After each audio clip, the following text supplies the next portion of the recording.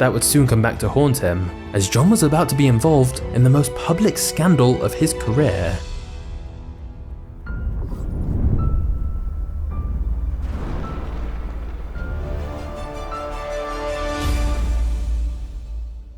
Even though he was now retired, John still owned around 30% of Standard Oil stock. And because of the tremendous growth of the auto industry, he was actually getting wealthier in retirement than when he was working. However, because of their brutal business practices, Standard now had such a negative public image that US President Theodore Roosevelt saw it as the perfect target to fight against in his rise to power. And that was largely thanks to a journalist called Ida Tarbell. You see, Tarbell's father was one of the oil refiners who were bankrupted by John's ruthless business tactics a long time ago. Her father's business partner even took his own life after their wealth was destroyed by John.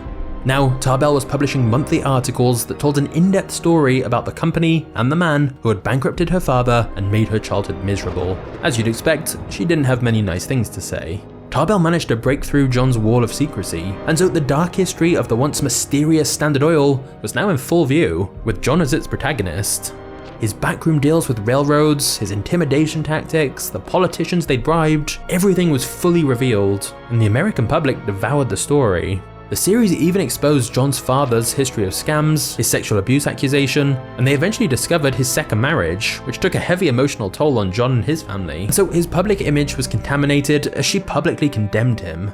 And his silence only angered the public further. So in a few years, John went from one of the most private and mysterious members of the American elite to the national embodiment of corruption and greed.